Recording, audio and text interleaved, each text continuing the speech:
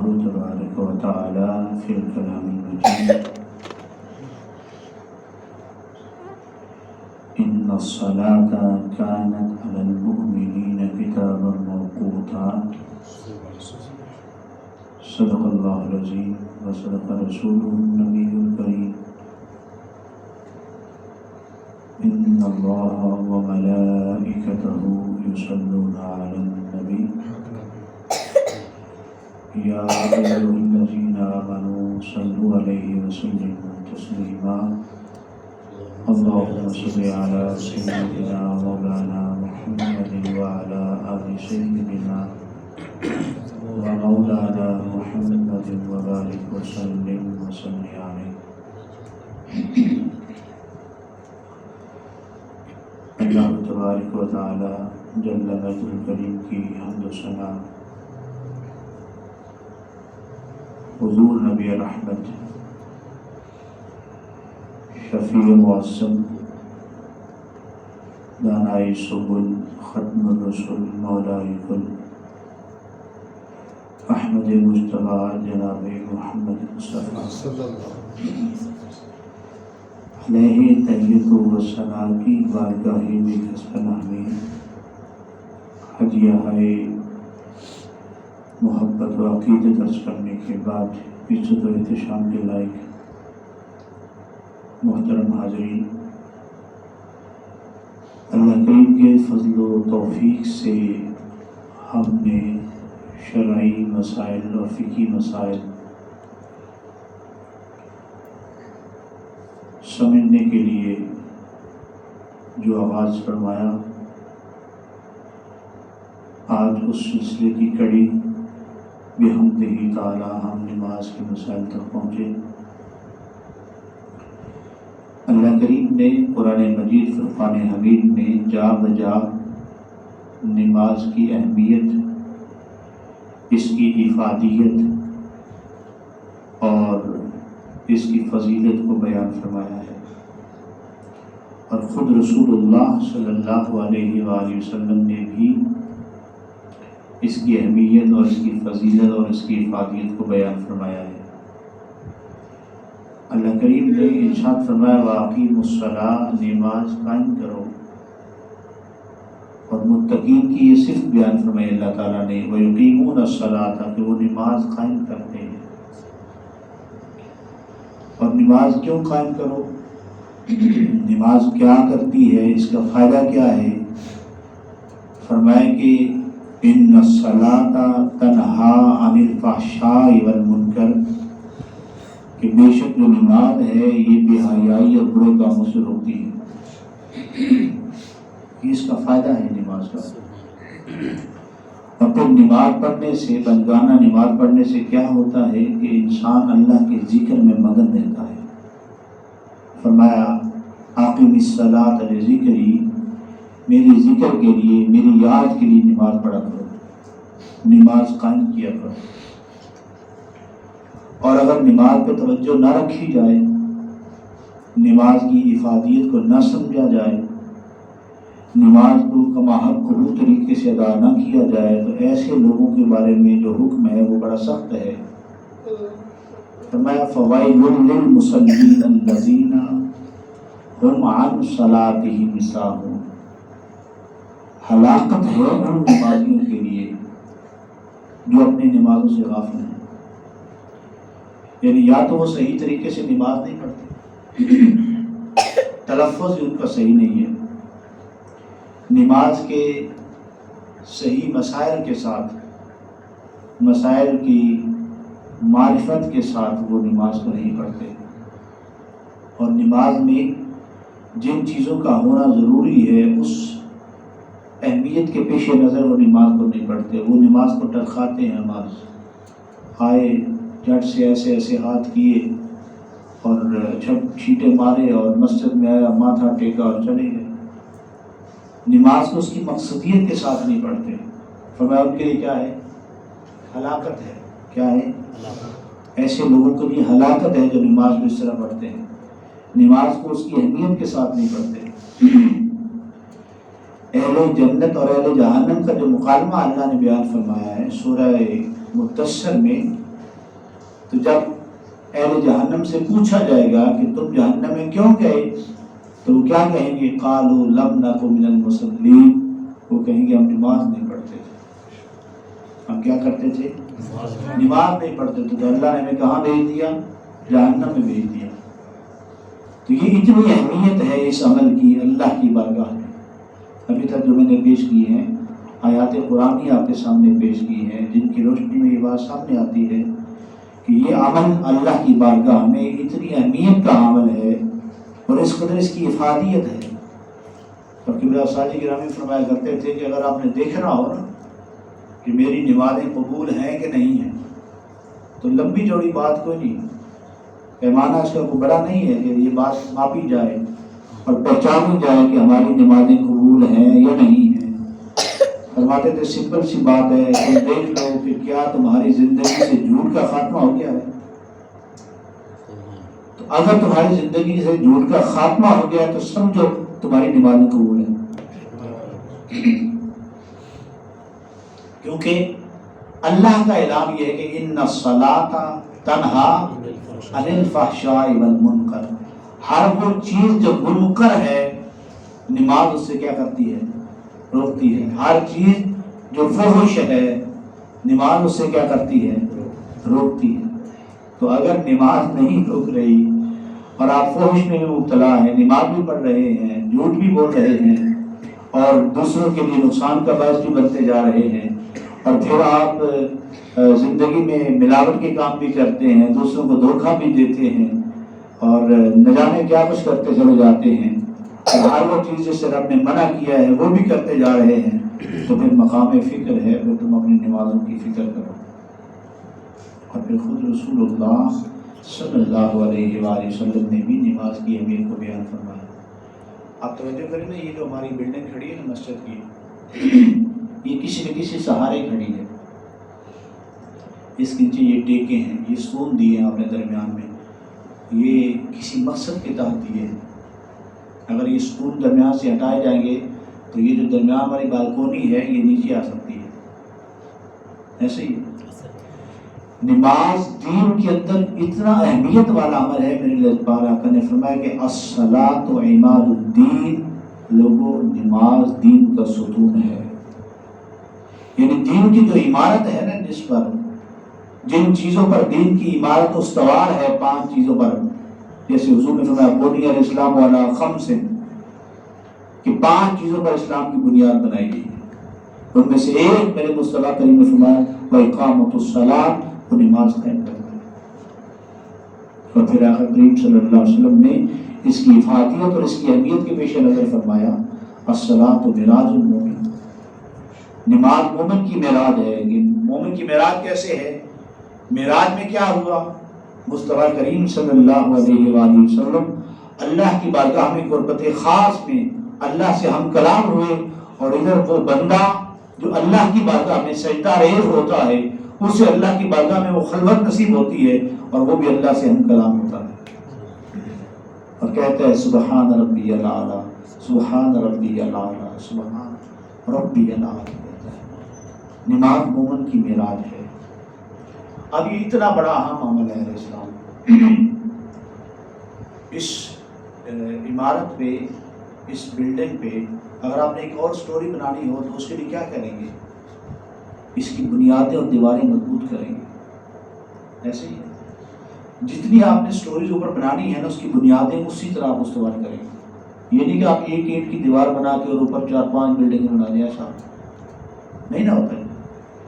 اصل میں یہ جتنی بڑی اہم عبادت ہے، اس کی بنیاد بھی اسی طرح رکھی گئی ہے، اور ہم نے سب سے زیادہ کوتاہی اسی عمل سے کی ہے اسلام۔ یعنی آپ اندازہ لگائیے، پچھلی گرمیوں سے ہم شروع ہوئے ہیں، تو اس وقت سے لے کر آج کے دن تک، یہ یاد رکھیے میں نے یہ تمہیدی کلمات کہے ہیں، یہ اس لیے کہے ہیں کہ پہلے دن سے لے کر آج کے دن تک ہماری جتنی گفتگو تھی وہ آج کے دن کے لیے تھی۔ اس سے آپ کو اندازہ ہو جانا چاہیے کہ یہ عمل کتنا اہم ہے، اور آپ توجہ رکھیں گے تو آپ کو سمجھ آئے گی کہ جو پہلی بات ہم کریں گے نا آج کے درس کے اندر، یہ دوبارہ باقی ساری تمہیدی باتیں کہی ہیں، جو درس کی تمہید کے پیش نظر میں نے قرآنی آیات اور احادیث مصطفیٰ پیش کی ہیں، وہ آپ جب ہم اس کو باقاعدہ فقہی اعتبار سے شروع کریں گے تو آپ دیکھیں گے کہ اس کی اہمیت کس قدر ہے۔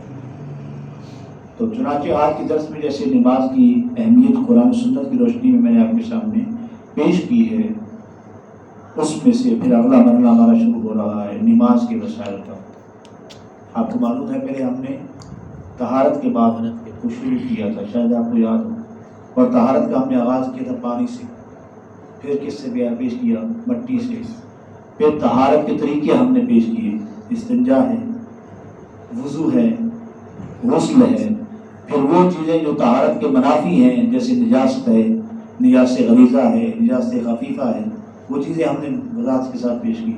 یعنی آج کے دن تک ہم ایک موضوع تک پہنچے، اور اگر توجہ کیجیے گا، نماز جب ہم پڑھتے ہیں تو نماز سے پہلے کچھ چیزیں شرط ہیں۔ کیا ہے؟ شرط ہیں کہ اگر وہ نہ ہو تو نماز نہیں ہو سکتی، ان میں سے ایک بھی نہ ہو تو نماز نہیں ہوگی۔ ان میں سے جو پہلی شرط ہے وہ طہارت ہے۔ پہلی شرط کیا ہے؟ تو آپ اندازہ کیجئے کہ ہم نے جتنے بھی دروس دیے ہیں نا، سارے کے سارے اس پہلی شرط کے لیے دیے۔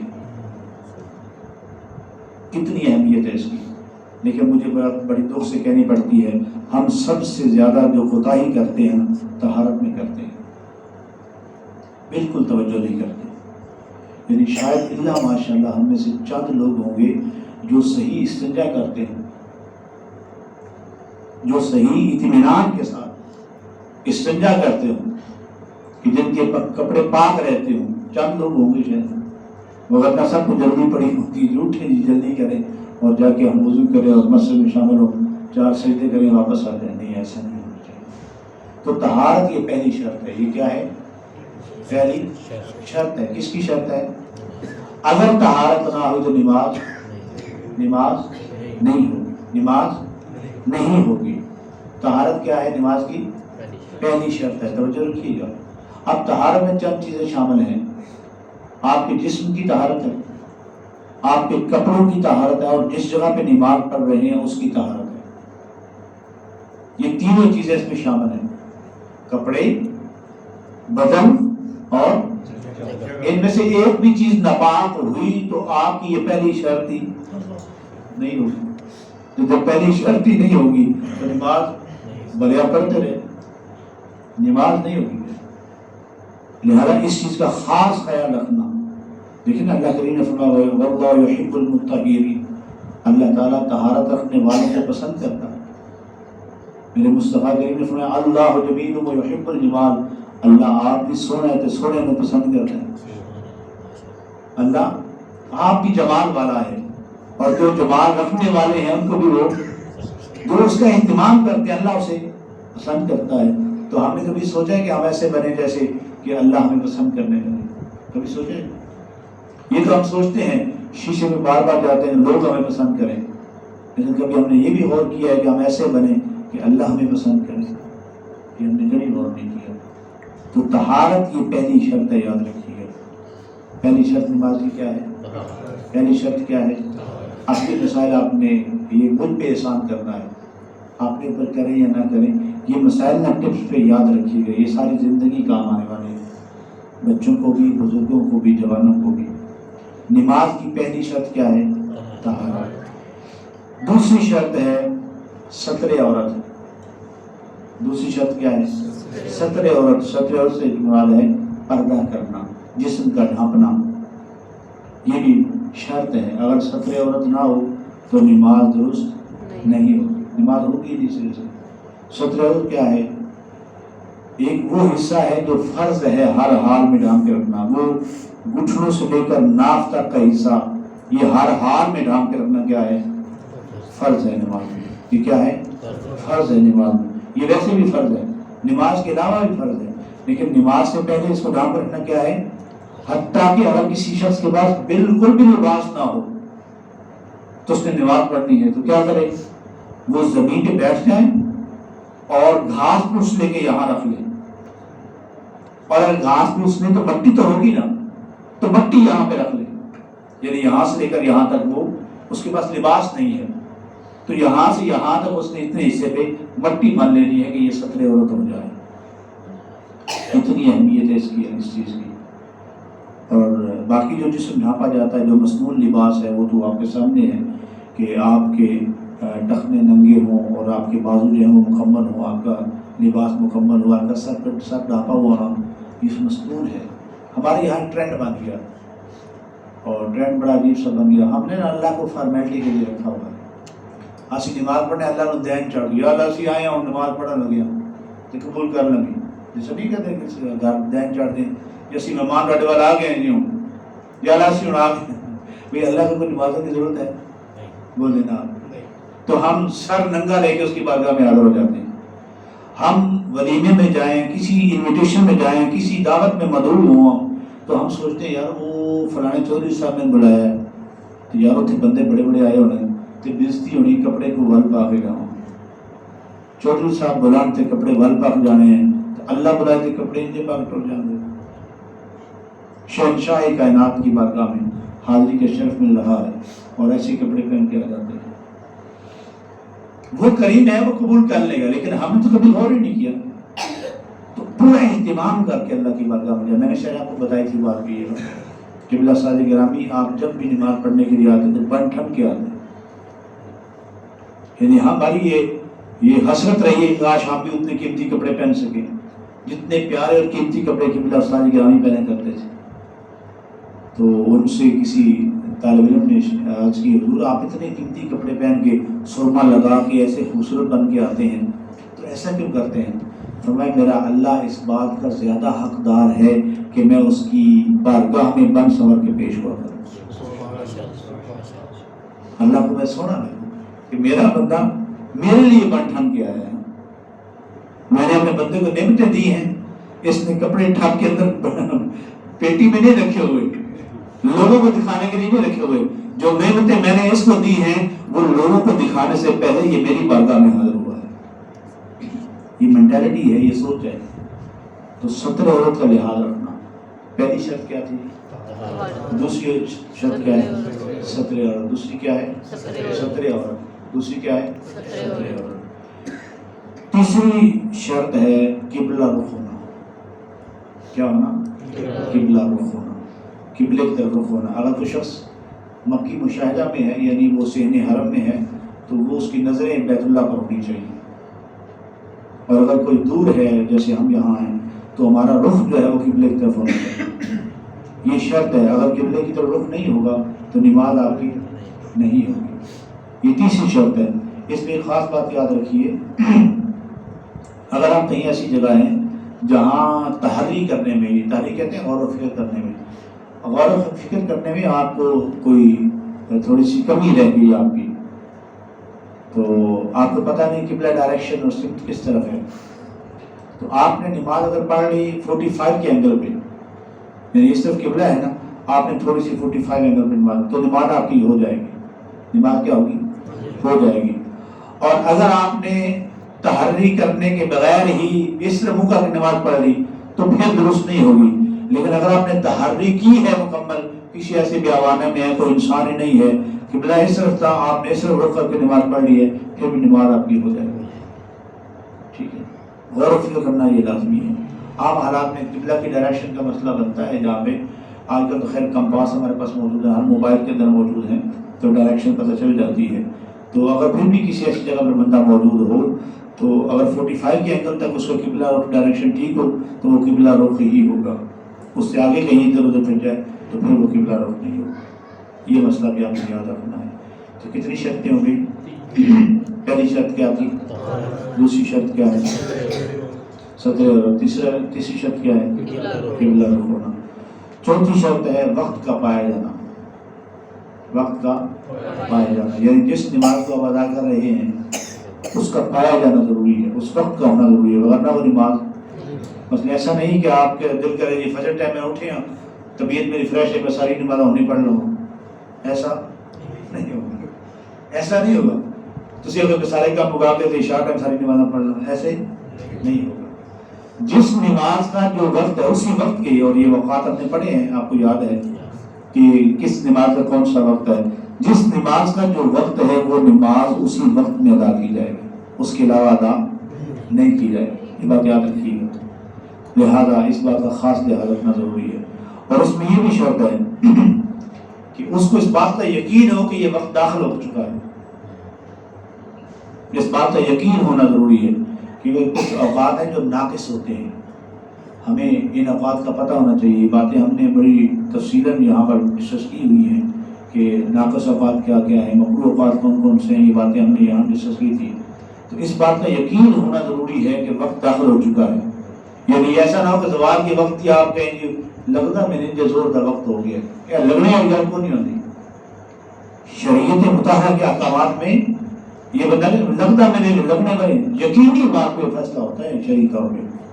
کیونکہ اصولی بات یہ ہے کہ الیقین لا یزول بالشک، کہ جو شک ہے وہ یقین کو زائل نہیں کر سکتا.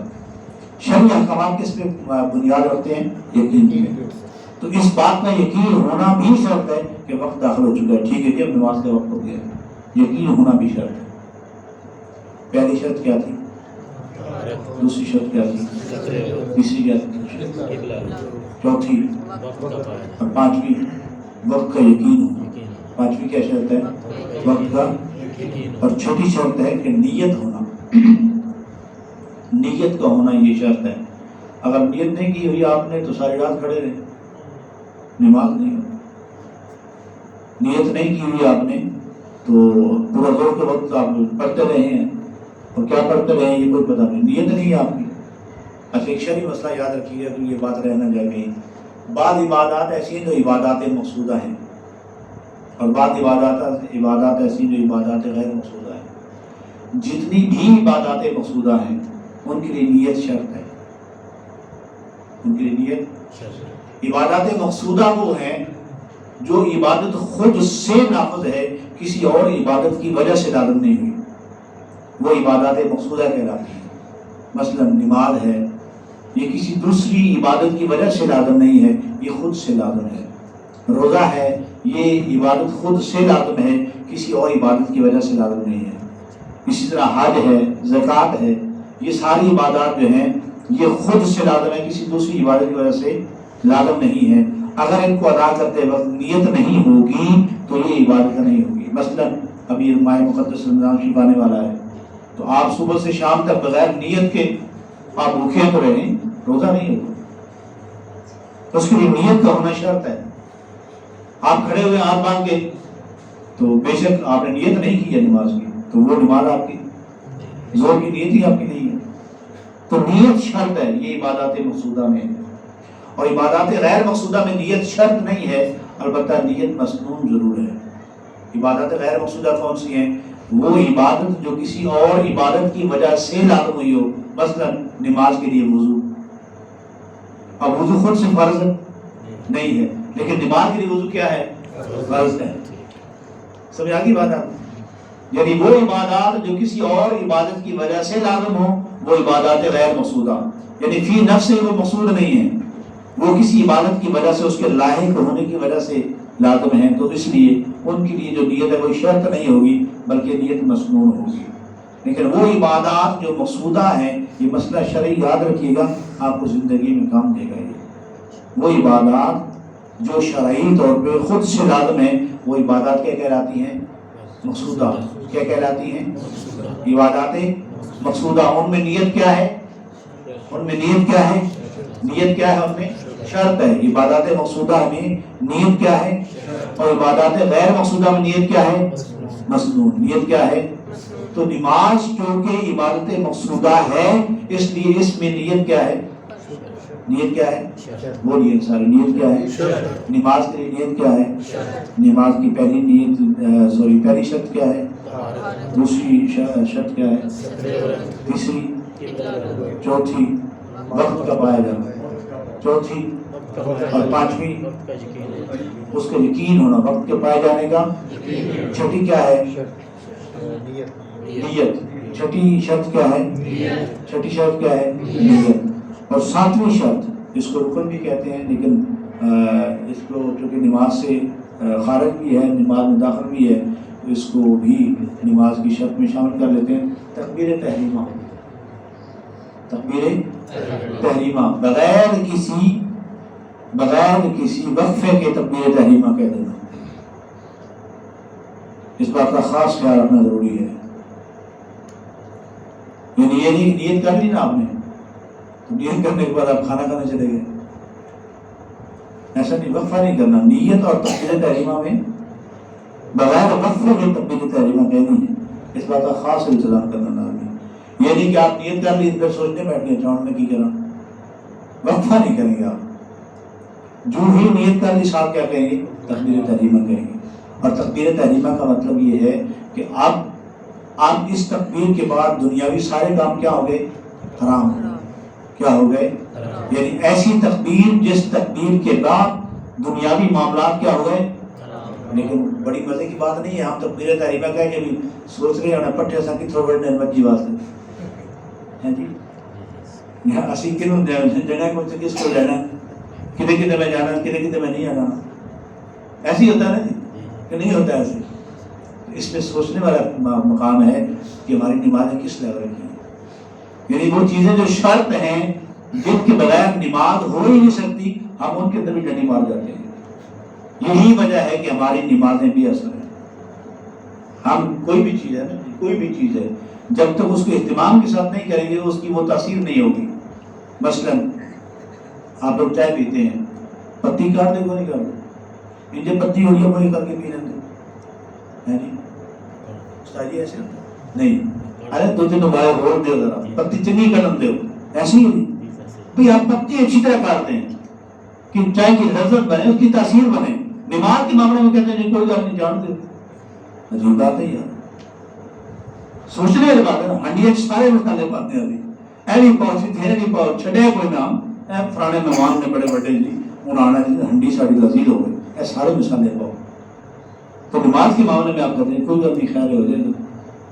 صرف اللہ کے معاملات میں خیر ہے، بس کوئی مسئلہ نہیں. کپڑے سلوانے ہیں تو پورا اہتمام کریں گے، جوتے لینے ہیں اوپر نیچے سے سارا کھنگالتے ہیں. لیکن جب اللہ کی بارگاہ میں حاضری دینی ہے تو کوئی بات نہیں، خیر ہے اللہ کر لے گا، وہ مالک ہے. نہیں وہ تو مالک ہے، کچھ ہماری ذمہ داری میں ہے. میں ہاتھ باندھ کے آپ سے عرض کر رہا ہوں، میں نے ابھی عرض کی ہے کہ یہ مجھ پہ احسان کریں آپ خدا کے لیے، کسی پہ احسان نہ کریں، مجھ پہ کر دیں. اللہ تعالیٰ آپ کو اجر عطا فرمائے گا کہ آپ یہ شرائط یاد کریں. آج سے جس ایک نئے سرے سے ہم نماز کے مسائل کا آغاز کر رہے ہیں تو یہ مسائل آپ یاد کریں. تو نماز کی جو شرائط ہم نے پڑھی ہیں 7 شرائط ہم نے پڑھی ہیں. کتنی؟ 7 شرائط پڑھی. پہلی شرط کون سی ہے؟ طہارت. پہلی شرط کیا ہے؟ طہارت. دوسری شرط کیا ہے؟ ستر عورت یعنی اس جسم کو ڈھانپنا. اور تیسری شرط کیا ہے؟ جی قبلہ رخ ہونا. اور چوتھی شرط کیا ہے؟ وقت کا پایا جانا. اور پانچویں شرط کیا ہے؟ وقت کے پائے جانے کا یقین ہونا. چھٹی شرط کیا ہے؟ نیت. چھٹی شرط کیا ہے؟ نیت. اور 7ویں شرط کیا ہے؟ الحمدللہ. یہ ہوتا ہے یہ انداز سب یاد کروانے کا. ہمیں ساجد نے یہ سکھایا ہے. امید ہے کہ آئندہ درس تک یہ آپ کو 7 شرائط کیا رہیں گی. نماز کی شرائط کتنی ہے؟ نماز کی شرائط کتنی ہے؟ 7.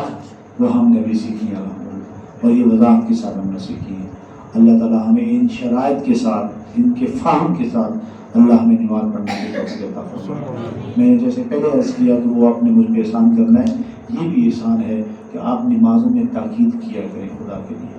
نمازوں کو اچھی طریقے سے پڑھیں، اچھے سے اچھے انداز سے پڑھنے کی کوشش کریں، اہتمام کے ساتھ پڑھنے کی کوشش کریں، استغراق کے ساتھ پڑھنے کی کوشش کریں.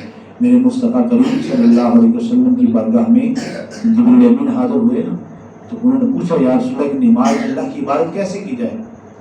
تو میرے رسول آخر نے فرمایا ان تعبد اللہ کأنک تراہ فإن لم تکن تراہ فإنہ یراک.